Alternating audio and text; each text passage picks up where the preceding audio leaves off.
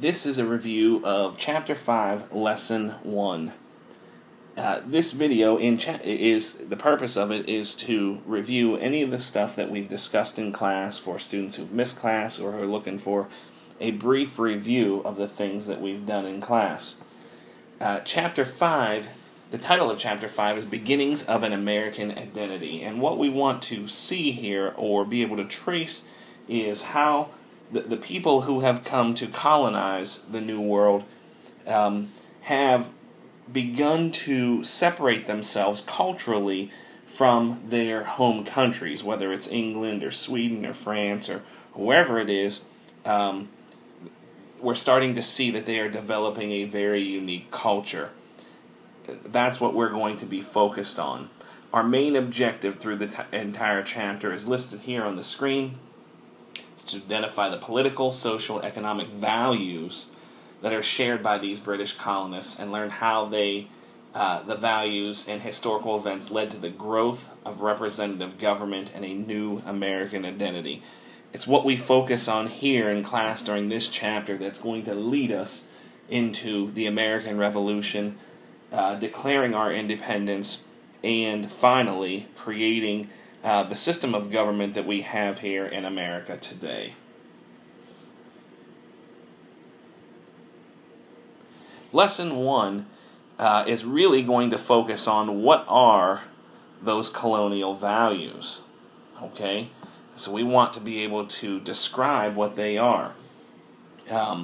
We're going to look at the roles of women and children in this lesson. We're going to talk about the impact of schooling that schooling has in America and the colonies. Look at and identify the impact of the Great Awakening and the Enlightenment. And then finally, we want to be able to describe the basic beliefs of Enlightenment thinkers, because it's going to be those beliefs that are going to highly influence us as we get set forth in creating our own system of government here in America. So, Lesson 1 starts off taking a look at land, rights, and wealth. What we have to remember is by the 1750s, the population of the 13 English colonies is about 1.6 million people. That doesn't seem like much to us now, but that was a lot. And remember, they were confined mostly to that eastern seaboard of the United States. Very few people had crossed the Appalachian Mountains. So you've got those people that are settled in there. About 1/4 of the population were African slaves. Very few settlers has moved to west of the Allegheny Mountains and into the Ohio River Valley. And that mainly is happening. At this time, that's happening near Pittsburgh, where Pittsburgh is today. But it's very, very few people. The most populous of the colonies was Virginia, followed by Massachusetts and Pennsylvania. In fact, Philadelphia is the largest city in colonial America. They've got about 25,000 people who are living there. Boston, New York, and Charleston are the only other cities in America that had a population above 5,000. So everybody else was kind of spread out. Land ownership was very important in colonial America. Colonists who owned lands were extended political rights as well as prosperity. Only white male property owners were permitted to vote. In some areas, city dwellers, people who rented houses, apartments in the city, were extended to vote, but they had to pay a special tax. And everything was designed to limit the people who were allowed to vote. The system was a very limiting system. Land ownership helped to determine the colonist's social position. As you're going to be able to see here from this chart is also in our textbooks on page 120. It looks slightly different, but it's exactly the same information. At the top of the social scale that we can see on this chart are our large landowners. Some in Massachusetts, but mainly our large landowners are going to be in New York, and then down in those southern colonies where we have those very large plantations, large farms.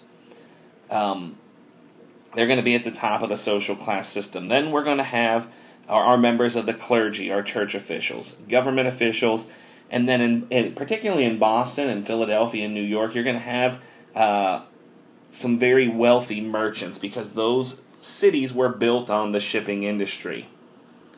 As we move down through the chart, you can see we have our members of the upper middle class are our small farmers. They own smaller pieces of land, and people who do a trade, blacksmiths, printers, carpenters, those type of people make up our upper middle class. Our lower middle class are made up of renters and unskilled workers, the people who work on the docks, loading and unloading boats, things of that nature. Those are our lower middle class. And then finally, our low class are the indentured servants, but by this time, we have very, very few indentured servants, mainly because of the slave trade. The slave trade made indentured servitude a thing of the past because when you bought a slave, you kept them forever, as opposed to the very short times that you might have an indentured servant. Moving on.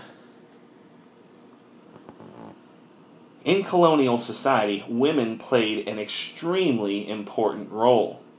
You can take a look at the pictures here, and you can see the women taking on quite a bit of the tasks that they did. Really, they were essential to colonial economies. Most white women in the northern colonies were farm wives. They performed tasks and made products that their family relied on. The typical woman was responsible for sewing, for cooking. She took care of the animals. She made the necessities that were used throughout the household, including soap and candles and clothing, things of that nature. Cash was very scarce in the colonies, so women would often make, they might make more soap or more candles than what they needed, and then they would barter with other women in the communities in order to get the things that their families lacked. Women who lived in towns and villages performed a lot of the same tasks that farm wives did, but they may also have second jobs, helping as midwives. A midwife is somebody who helps deliver babies. Possibly merchants, innkeepers, printers, and then sometimes they were even kind of took on the profession of being doctors and taking care of the sick. Women were in very short supply in the colonies, so they were very highly valued. If a woman became a widow, suitors would appear almost immediately after the husband was buried in pursuit of marriage. In Virginia, it was often bantered about that when a single man showed up with flowers at the funeral of a husband, he was more likely to be courting than mourning or offering condolences. So he was looking to make a good impression with the recent widow in order to attract her so that he might marry her. Women performed many tasks but had very, very few rights in the colonies. They could not vote. They weren't permitted to preach in the church or hold public office. Married women were not allowed to own their own property without their husband's permission. And by law, any money that a married woman earned belonged to the husband. As far as children, their work also supported the colonial economy. Most colonial families were large because the more children you had, the more workers that you would have to help out on the farm. And kids started to work on the farm by around the age of 6. That's when boys got their first pair of pants that they called breeches, and they began to work and help their fathers on the farm. Sons of farmers helped out in the field. Sons of craftsmen, they learned their father's trades. Boys often became apprentices in learning a trade from an experienced craftsman. And think back to last year when we learned about the guilds. That they went through that process. That was still intact, where you learned a trade. You became an apprentice, then a journeyman, and then finally a master craftsman. Girls, on the other hand, they learned from their mothers, or possibly even in other women's kitchens, how to be a good wife and what their roles were.